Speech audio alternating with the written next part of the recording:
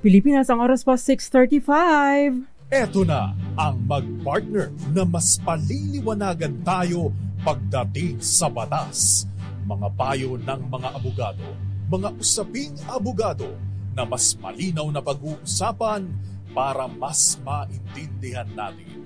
Kumpanyera ng Bayan, si Attorney Rina Seco at ang Panyera ng Bayan, si Attorney Cam Cheryl Adami Molina. Dos Kumpanieras sa DZRH Radio, DZRH TV at DZRH Online. Bago mo kasuhan, bago ka pumirma, bago ka makipagkasundo, makinig muna sa Dos Kumpanieras. Dos Kumpanieras. Magandang gabi, Pilipinas. Ito po ang programang Dos Kumpanieras. At ako po ang nagsasolong panyera ng bayan, Attorney Rina Seco, tuloy-tuloy sa pagbabalita, tuloy-tuloy sa serbisyo. Sama-sama tayo, Pilipino. Dos Kumpanieras. Ikadalawa na po sa buwan ng Feb-ibig. Nakikiusa lang. Na parang masagwa pag ako nagsasabi, ano? Kasi may katandaan na po ako, parang pang Gen Z, pang millennial. Anyway, samahan niyo po ako ng 7:30 ng gabi dahil magiging maganda pa rin ang ating talakayan. May kaugnayan pa rin sa mga relasyon, no? At ang relasyong ito, syempre, ano yung dulot nito, no? Sa atin kapag tayo ay may asawa, may ka-live-in, may boyfriend, may girlfriend. Ano nga ba? Tayo ba ay may mga obligasyon na i-disclose, no? Ibigay sa kanya ang ibang mga we would, normally ay itatago lang natin dahil delikado. Dos Kumpanieras. Pero bago po yan, pasensya na kayo, bearer of bad news tonight dahil sa ikalimang sunod na linggo, namumuro po na tumaas na naman ang presyo ng produktong petrolyo. Ayon po sa oil industry sources, batay sa 4 na araw na trading, tataas ng 70 centavos hanggang 95 centavos ang kada litro ng gasolina. Tinaya namang tataas sa 150 hanggang 170 ang kada litro ng diesel, habang piso or 1 peso and hanggang 115 ang kerosene. Ayon po sa Department of Energy, ang taas presyo ay bunsod ng drone attacks sa oil facility sa Russia at sa plano na palawigin pa ang OPEC production cut na 2.2 million na bariles kada araw.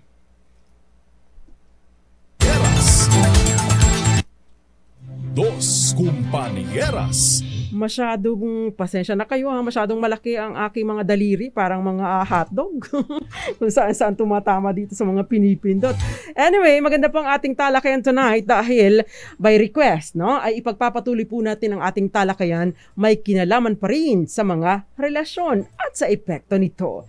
Siyempre, ang tanong, attorney, may karapatan ka bang malaman ang password ng mobile phone, email at social media accounts ng asawa mo? O ba, ewan ko, dahil wala naman akong asawa.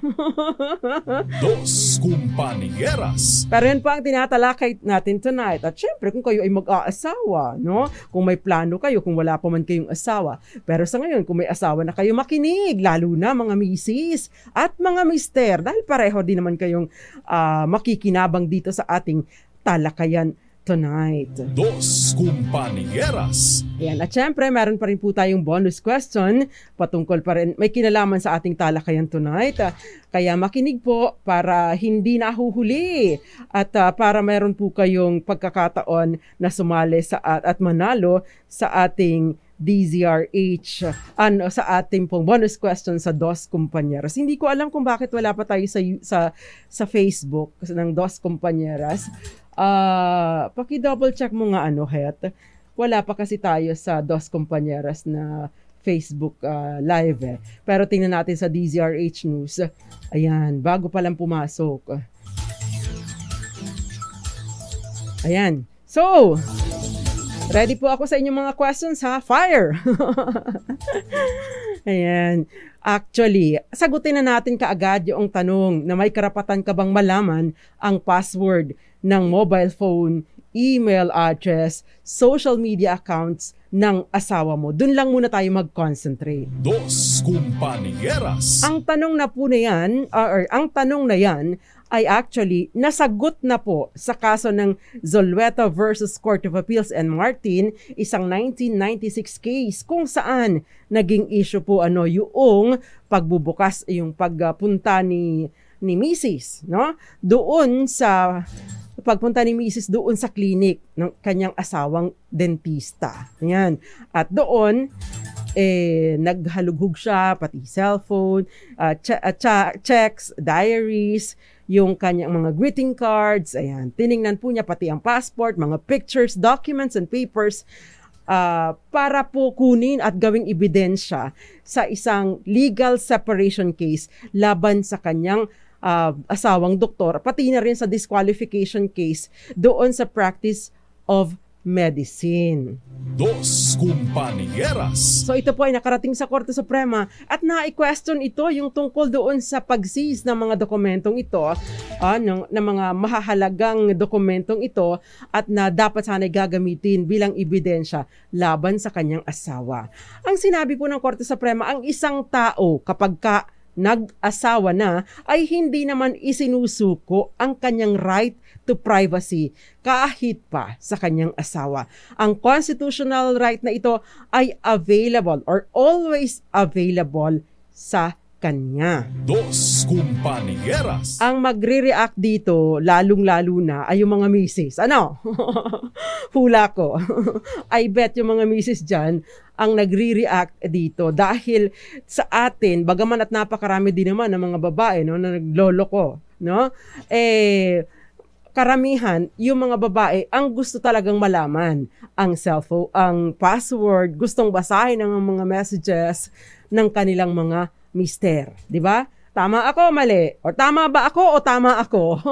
Dos Compañeras. Anyway, magandang gabi po sa inyong lahat. Pagpupugay sa aking dalawang production assistant, no? Online production assistant, si Gael Enriquez, gayon din si Kenneth Arevalo, at saka magandang gabi po.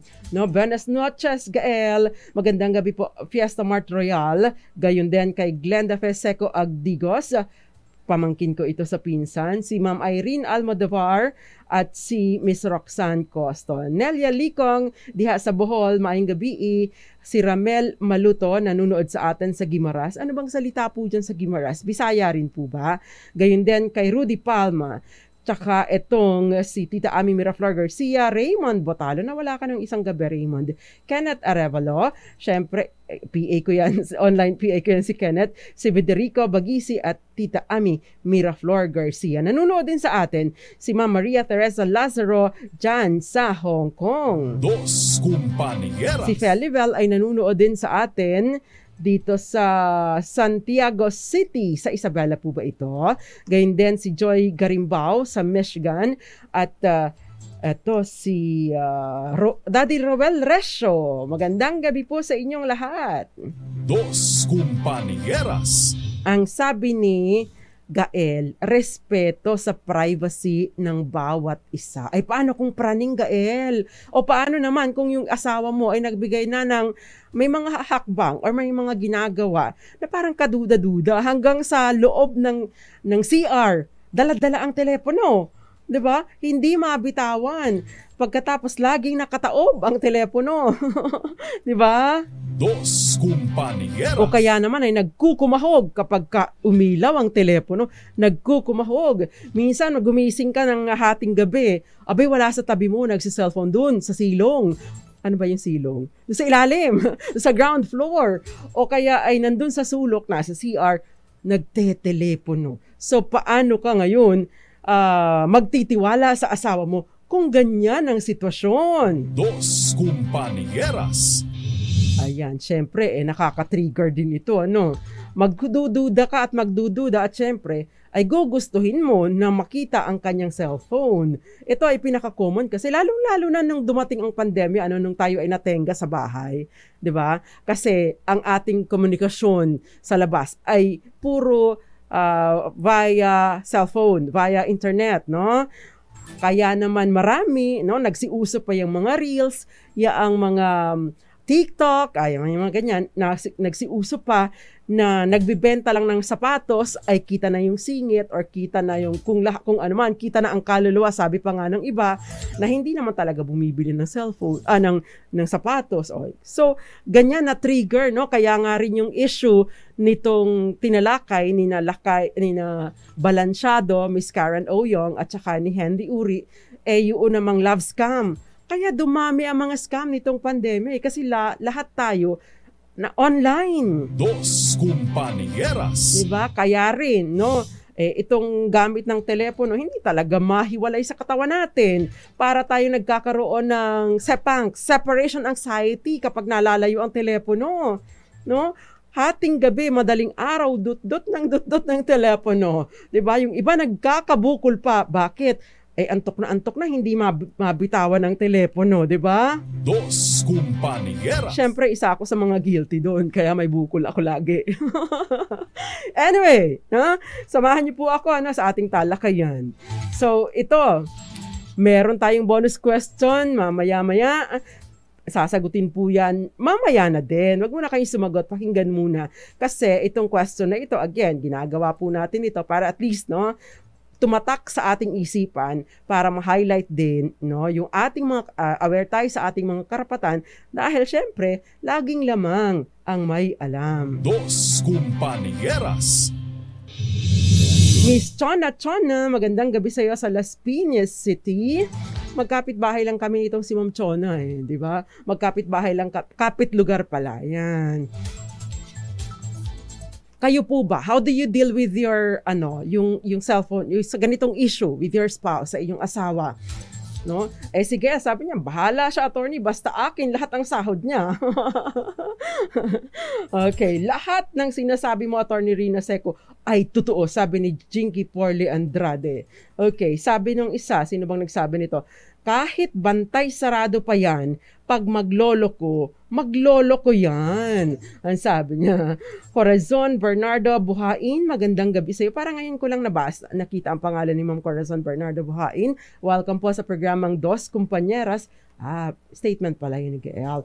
Sabi, meron pa dito, what you don't know won't hurt you. Ayan. Yan. So, yan po ang mga reaksyon, no? Nakaka-trigger talaga yung mga ganitong usapin, no? Lumalabas ang ating mga tawag doon, nagiging mas mas alerto tayo kapag ganitong usapin, no? Dos Compañeras. Again, no? Hindi mo pwedeng hingin. Hindi mo pwedeng i-demand, no?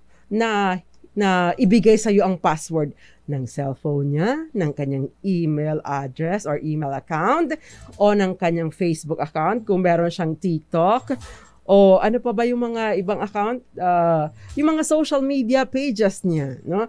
Paano, attorney, yung ano nga ba yung yun? Ano nga ba yung mga app na mga yung mga pornographic app, may mga ganun, 'di ba? Mga pornographic website. Meron pang mga iba, may masikat ngayon. Meron pang iba masikat ngayon na doon daw mapapanood. So pwede mo bang hingin yun? Dos Compañeras. Bakit manunood ka din?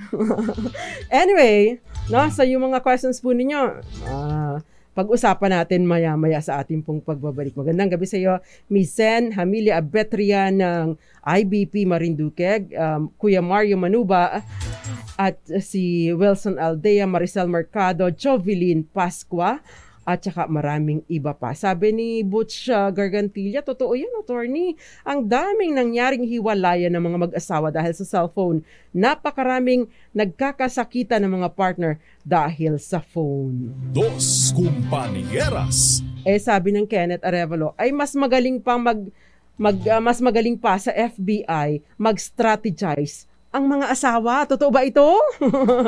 Good evening po. Ayoko pa pong mag-asawa, sabi ni Boonbits. Wag muna. Mag-ipon-ipon muna. Tsaka kapag kasigurado ka na. Dos Compañeras. At magbabalik pa ang programang Dos Compañeras. Ilan po muna ang mga paalala. Nakakasama niyo pa rin po. Nagsasalang panyera ng bayan. Ako po si Attorney Rina Seco. Dos Compañeras. Mainit na talakayan po patungkol sa pag-access ng asawa sa ating mga social media accounts. At syempre, pwede po kayong sumali sa ating talakayan, no? Pinapayagan nyo ba ito or dinidiman nyo ba? Kasi kung ito lang naman kung hindi pumapayag yung asawa mo, saka lang nagkakaroon ng issue, no? Pero kung pumapayag ay wala naman pong problema. Pag hindi pumapayag, saka may issue, saka maaaring magkaroon ng posibleng kaso sa korte kapag kaganito. Dos Kumpanya. Kasi ito ay usually nahahalungkat ito Kapag kaganyan din may mga pagdududa na, sunod-sunod na yan. Hindi na yan mahihinto hanggang sa maging, nagnanag na pagkatapos ay hiwalayan na ang diretso. Gera patani lagi, tapos hiwalayan na. Yun.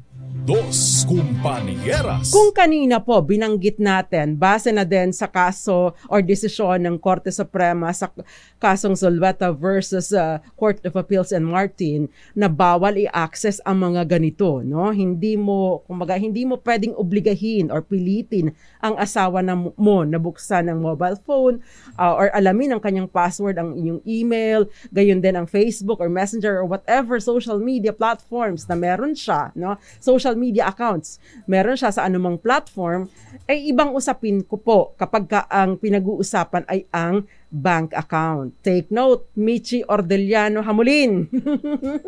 Pwede mong hingin sa husband mo na si Topex Hamulin ang PIN or personal identification number ng kanyang ATM. Dos Kumpanieras. O, misis, lalo na yung mga misis na siyang nasa bahay at nag-aasikaso ng household. Tapos si Mr. ang gainfully employed, si Mrs. nagtatrabaho din ng walang sweldo. So Mrs., karapatan mo na malaman ang PIN or password ng ATM card ni Mr. Yan. Dos Kumpanieras. Bakit? Attorney, sweldo ko naman to Bakit ko ibibigay sa kanya? No, wala siyang karapatan. Binibigyan ko naman sila ng sustento. I mean, iniintrega ko naman sa kanya buwan-buwan, no? Nag-iintrega ako ng 5,000 sa kanya kada kinsenas, no? Kala mo naman ay sapat yun. Siyempre, hindi yun sapat, no? Pero Mrs. or Mister, generally Mrs. naman no? Mrs., ang pag-aari ni Mister ay pagmamay-ari mo na din. Ang sweldo ni Mister ay sweldo mo din. Dos Kumpanieras. Kaya naman, karapatan mong malaman ang kanyang sweldo, karapatan mong makita ang kanyang payslip dahil kapwa ka may-ari ng sweldo ni Mister. Yan. So, pwede mo pong i-demand, no? Akin na ang ATM. Anong password mo dito? Anong PIN mo dito? Ayan, pwede mong i-check. Even, kaya di ba may mga online banking apps, no? Even that, karapatan mo pa din yun. Dahil, kung anong pagmamay-ari niya, ay pagmamay-ari mo din. Dos Kumpanieras. Okay, si Ma'am Violeta Montecalvo Zambrano, sabi niya, kami ni husband, may kanya-kanya din kaming joint, may kanya-kanya kami. Meron din siya sigurong, may joint account pa kami. Ayan. Ganyan ang nangyari sa amin ng husband ko. Pag may calling lumalayo sa akin, kahit sa CR dala ang cellphone niya, kahit sa pagtulog nakadikit sa katawan niya ang cellphone. Dos Kumpanieras. Si Ma'am Violeta ay kapwa namin alam ang password ng cellphone namin. Ayun. At thank you very much for your help, Gael Enrique. Sabi niya, digital banking. Ayan. Thank you very much, Gael. At si Ma'am Violeta ay mag-celebrate ng kanilang 33rd wedding anniversary at 5th birthday naman ng apo niya. Okay. So, happy 33rd wedding anniversary. Sana all tumatagal, no? Tapos, magandang gabi din sa iyo, Miss Maricor Angeles. Nakakatuwa, no? Ito nakaka-inspire, itong experience or yung sistema ni na Ma'am Violeta Montecalvo Zambrano. I hope we can we can also have such transparency. Ating mga mag-asawa dyan ay merong ganoong transparency. Dos Kumpanieras. That way, lalo na kung si Mrs. ang nagbabudget na hirap, no? Samantalang si Mr. painom-inom, si Mrs. at least pag alam ni Mr. at alam ni Mrs. pwede makademand pa na dagdagan mo pa to, di ba ganito ang sweldo mo, di ba? Kasi karapatan din naman ni Mrs. lalo pa at binabudget naman ito kasi kapag ka nag-budget sa bahay, kasama din naman si Mr. doon sa budget, di ba? Pagkain and all. So, dapat lang para din nalalaman at nakakapag-adjust si Mr. doon sa iniintrega niya kay Mrs. Dos Compañeras. Ayan, again, yung ATM, yung PIN, karapatan mong malaman yon. Even the payslip, pwede mong hingin, tingnan. Yan. I-collectahin nyo, by the way, yung inyong payslip ha. Kung magka-problema later on, magagamit po ninyo yan bilang ebidensya. Okay. Ito yung question, ano? Ito, may mga, ang dami nyo pong messages kagabi, no? Dahil sa ating discussion. Anyway, may question dito. Halimbawa po, attorney, kung, ito, may mga magagandang questions kasi. Ito yung question ni Norilyn. May question po si Norilyn. May connection pa din po ito doon sa tinalakay natin kagabi na DNA test. No? Sabi niya, attorney, nagkahiwalay na po kami ng tatay ng anak ko. Ayaw po niyang magsustento hanggat hindi niya napapa-DNA or hindi ko napapa-DNA ang bata. Patunayan ko daw po na patunayan ko daw po na anak niya yun. Requirement po ba ito sa pagsusustento at sino po ba ang gagastos dito? Dos Compañeras. Ang tanong, Norilyn, hindi ko na po binanggit yung surname ha, para na din sa protection niya. Ang tanong, Norilyn, kayo po ba ay kasal ng tatay ng anak ninyo? Kasi kung kayo po ay kasal, there is always an automatic presumption na siya ang tatay. Ay, pinapalagay, no? Automatic po ang pagpapalagay na yung asawa ninyo ang tatay ng anak ninyo. Dos Compañeras. Maliban na lamang po kung halimbawa ay walang access, ilang taon nang wala si Mr., bigla kayong nanganak, ay ibang usapin po yun. No? Pwede po niya talagang questionin. Pero kung hindi naman po ganun ang sitwasyon at siloso lang ang inyong Mr., abay karapatan po ninyo at pwede po kayong maghabla sa ilalim po ng Anti-Violence Against Women and Children o VAUSI. Ayan. Kung halimbawa naman at kayo po ay hindi po kasal, no? Hindi kasal, ay pwede po kayong magpetisyon sa korte para sa acknowledgement or recognition ng inyong anak. Para kumbaga ay persahin sa pamamagitan ng korte, no? Orderan ng korte ang inyong ang tatay ng bata na kilalanin mo ito. That way, para siya ang gagastos. Sasabihin niya depensa, hindi akong tatay niyan. Sige, padiyanin natin. Di siyang gagastos, di ba? Punto mo na yun. Dos Compañeras. So, Miss Norilyn, yan ang pwede mong gawin. Si Jessica, ito po ay naiwan pa kagabi. Sabi niya, ano po pwede kong gawin sa legal wife? Ano po ang pwedeng gawin ng legal wife kung ang asawa ko ay nagkanak sa kaopisina niya? Aba, tingnan mo, alamin mo ang company policy kasi yung immorality at misconduct, pwede po ito maging basehan para sa pagsasampa ninyo ng reklamo doon sa kumpanya. Ang problema nga lang ay syempre, dalawang apektado, ang asawa ninyo at ang kanyang karelasyon doon. Dos Compañeras. May question dito, bagaman at medyo malayo-layo na, pero may kaugnayan pa rin. Pwede mangyari ito sa pamilya, sa pamamahay. Ang question niya, ay ano po bang pwedeng ikaso sa laging gumagalaw ng gamit ng wala namang pahintulot? Ayan, problema ito, no? Kapag ka ikaw ay, lalo na kapag marami kayo sa bahay, tapos pinapakialaman yung mga gamit mo, no? O kaya sa opisina, pinapakialaman yung mga gamit mo, hinahalungkat, or kung ano-ano, nakakawalaan yung mga dokumento, mga papel, no? Kahit wala naman hindi naman milyones ang halaga. Pero syempre, tayo, gusto natin, kahit gaano kagulo ang gamit natin, walang nakikialam. Pero ang tanong ko dito sa question niya, may tanong ako sa tanong niya, paano ginalaw ang gamit mo? Ginalaw ba ng lagayan? Iniba na misplace? Na iba ang lokasyon? Or ginalaw as in ninakaw o kinuha? Dos Compañeras. Kapag ka po ito ay ginalaw lang at nalipat lang ng ibang lugar, pag-usapan nyo na lang, wag na po kayong magkasuhan. No? Ang importante lang, sabihin mo, hands off ito walang makikialam sa gamit ko. Yan. Kasi lalo na tayo, particular tayo dun.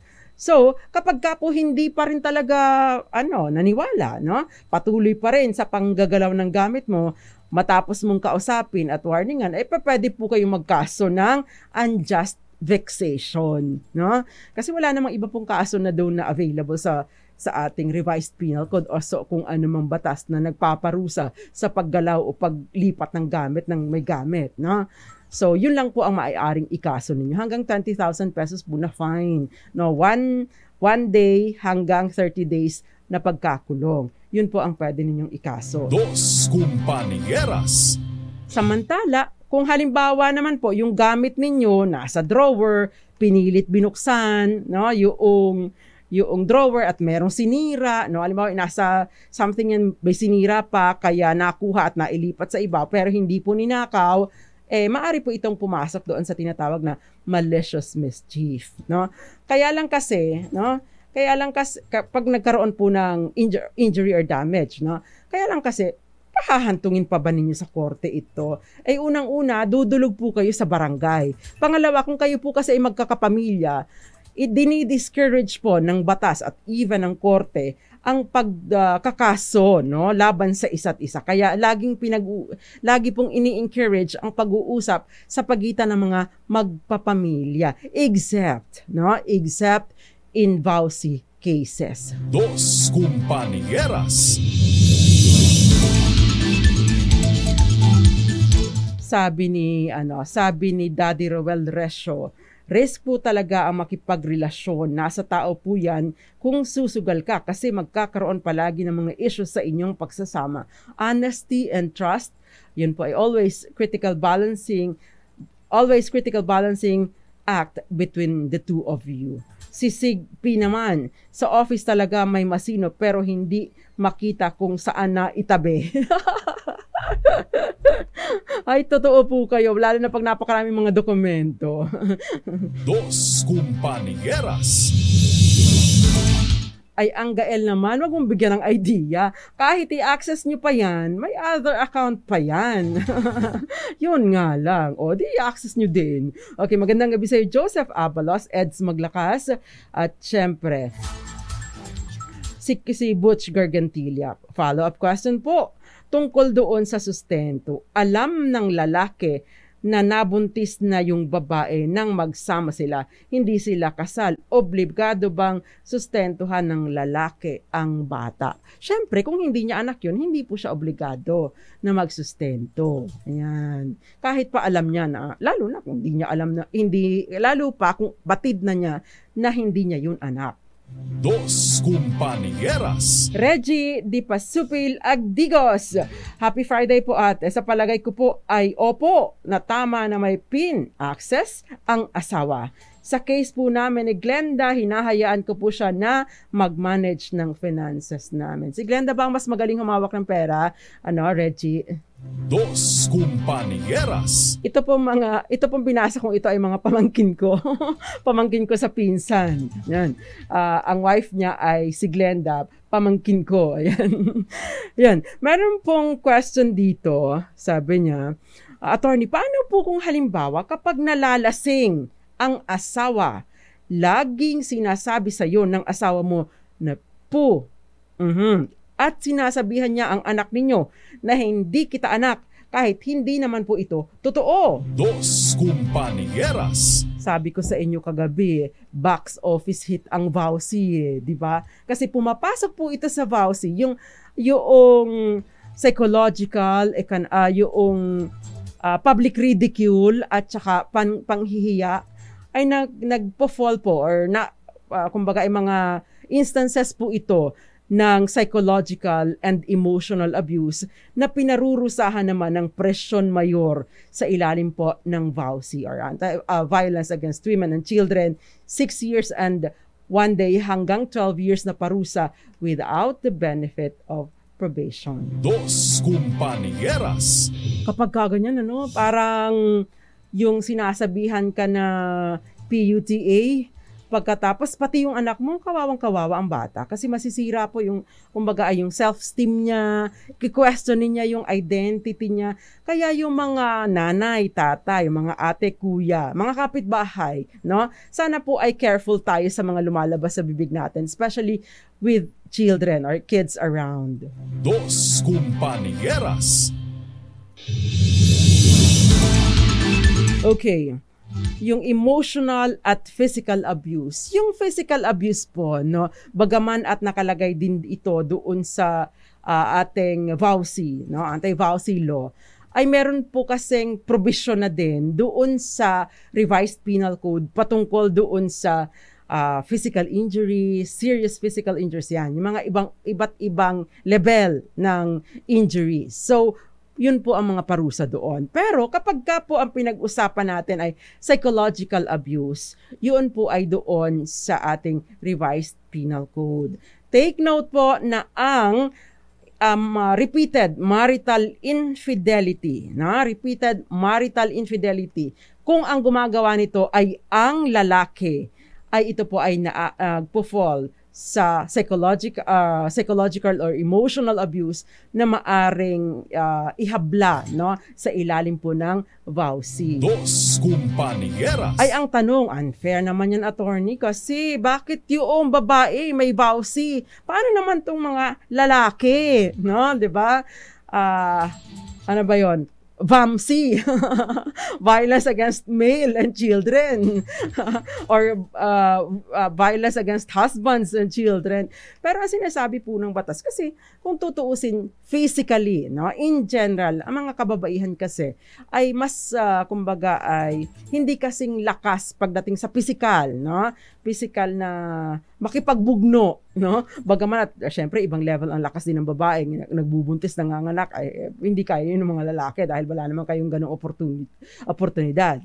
Dos Compañeras. At ang sinasabi, meron kayong solusyon kung si Mrs. naman ang nambubugbog sa inyo. Dahil pumapasok naman ito doon sa Revised Penal Code, pwede niyo siyang kasuhan doon sa physical injuries. Ayan. So, yun po ang remedy ninyo. Dos Compañeras.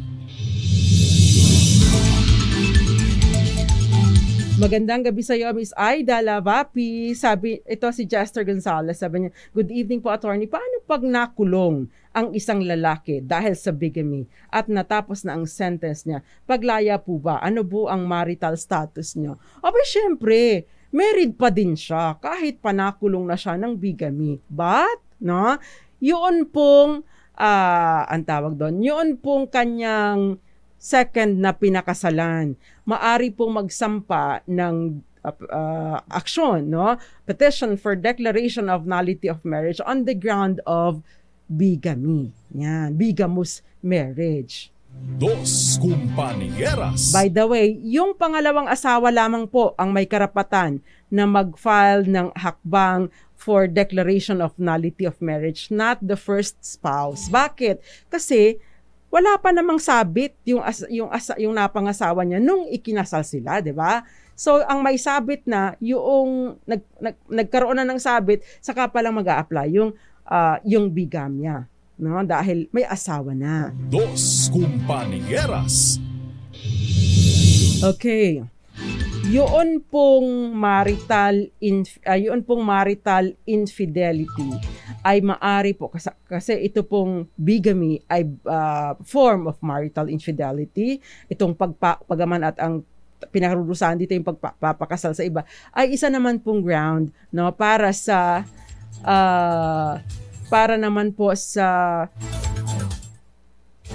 legal separation na kailangan din naman ninyong ma-file within 5 years, no, mula sa occurrence ng ng infidelity. Dos Compañeras. Nakakalungkot wala pa kasi tayong diborsyo so napakahirap kumawala sa isang relasyon na napaka-abusive at saka napaka-toxic, no, ng partner mo. Okay. Attorney, sinasaktan po ako ng asawa ko kaya gusto ko na pong humiwalay. Kinakasahan po niya ako ng baril lalo na kapag siya ay nalalasing. Ang problema po kasi buong pamilya niya ay binabantaan ako, nahahantingin ako ng buong pamilya kung aalis ako at hindi na raw po ako mapapakinabangan pa ng iba kapag humiwalay ako sa asawa ko. Nagpasaklolo po ako sa barangay pero ayaw po nilang makialam at kailangan daw pong pag-usapan namin dahil kasal kami. Dos Compañeras. Yan po ang malungkot na kwento ni Geraldine na tatalakay natin sa ating pagbabalik. But of course, meron po tayong bonus question alin sa password. O PIN nang sumusunod ang karapatang malaman ng asawa mo. A. Mobile phone. B. Email. C. Facebook or Messenger. And D. Bank account. Ipadala po sa akin yan, yung halimbawa, kung sagot ninyo ay A, ilagay mo A, mobile phone. Ganun naman, buuin nyo naman. Ipadala po yan sa akin para sa isang mananalo ng 500 pesos tonight, courtesy of our generous sponsor.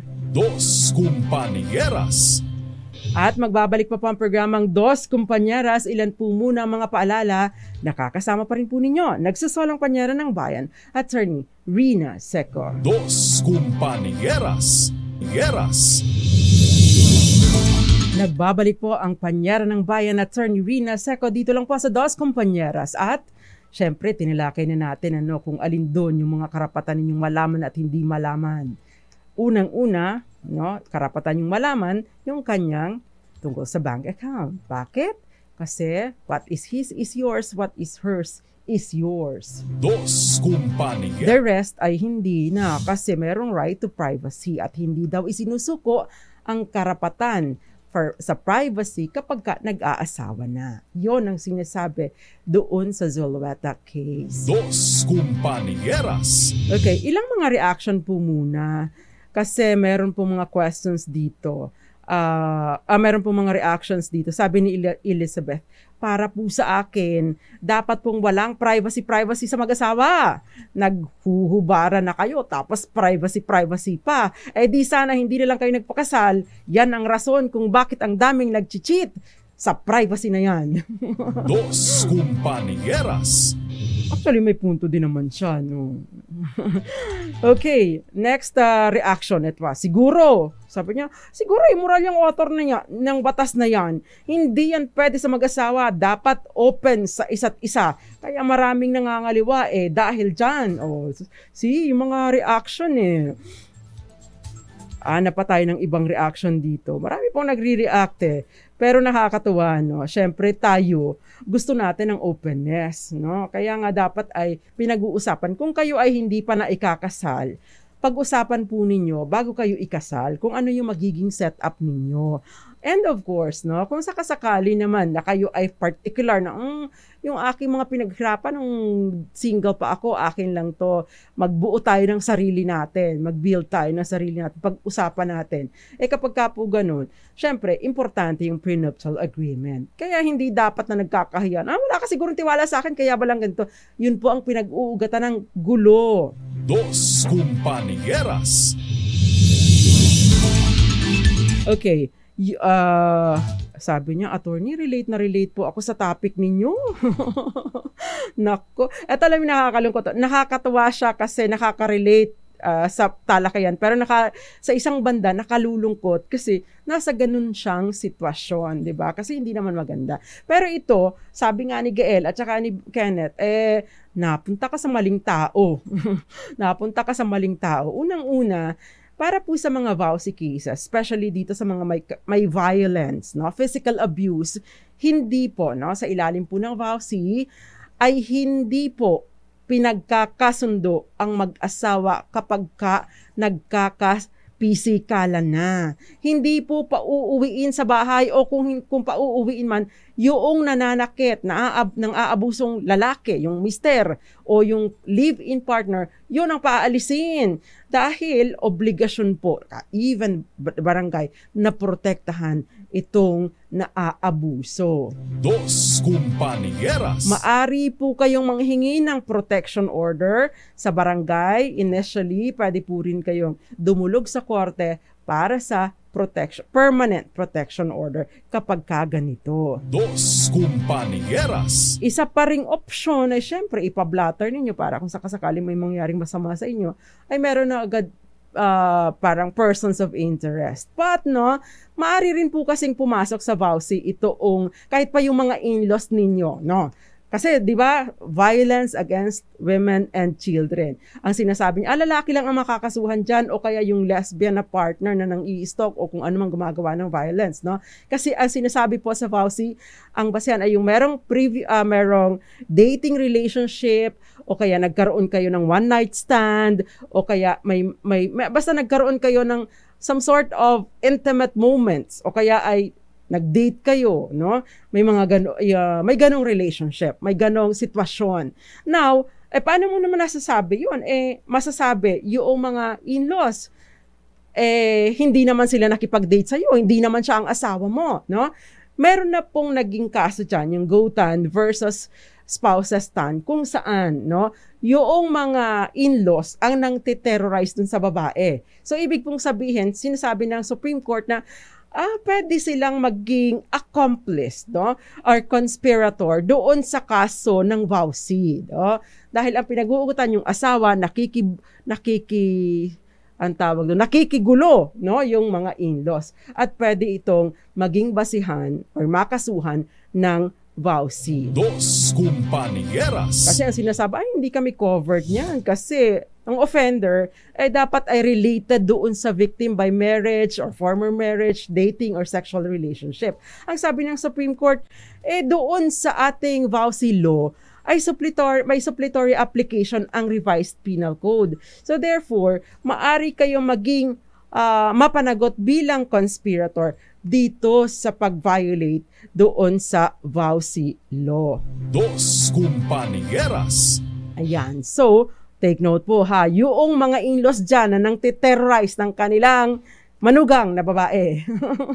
Pwede po kayong managot. Kaya yung mga misis dyan na tiniterrorize kayo, maganda kasi konting lambing para hindi kayo tiniterrorize, no? It's just a matter of pakikisama. Kaya importante, bago kayo magpakasal, kilalanin nyo muna, medyo suyu-suyuin nyo muna ang inyong mga in-laws. Dos Compañeras. Ang sabi ni Raymond Botalan, ang kunin yung asawa makadiyos para takot gumawa ng kasalanan. Ay ewan ko if this is true. May kakilala ko na pangasawa niya. Ay muntik na maging pari pero sa laula pala, ilang araw pa lang silang nakakasal. So makabilang bahay na. O, di ba? Ibang wala yun sa pagiging makadiyos or baka naman peke ang pagiging makadiyos niya. Dos Compañeras. Sabi ni Gael Enriquez, pag may history ng pambababae, wag nang pakasalan. Oh yes, ano na yan? Red flag. Yan. Meron pang ibang questions dito. Kasi may question question ni May Cruz, basahin ko lang Attorney Panotis naman, senior high school po ako. Inspired po ako mag-aral ng law dahil sa inyo. Ay, good luck sa iyo, May Cruz. Ito si Carol. Paano po yung nakita na ang evidence, pati pictures ng Kay at ng asawa na naghahalikan sa pictures mismo? Posible pa rin po ba itong evidence sa case ng concubinage? Dos Compañeras. Again, we go back doon sa ano ba yung pinarurusahan ng concubinage. Sa concubinage, hindi po pinarurusahan ng paghalik. Hindi rin pinarurusahan ang pagtatalik. Ang pinarurusahan, ang pinarurusahan po sa concubinage, ibig sabihin yung lalaki ang nagkasala, tatlong instances na mapapanagot siya. Again, we go back to this kasi discuss natin ito kahapon.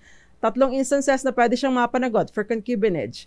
Ibinabahay sa kanilang family home o sa kanilang bahay itinitira, pinipisan sa kanyang asawa, o kaya ibinabahay sa ibang lugar, o kaya ay sex under scandalous circumstances, or ipinangangalandakan na yun ang asawa niya kahit hindi naman.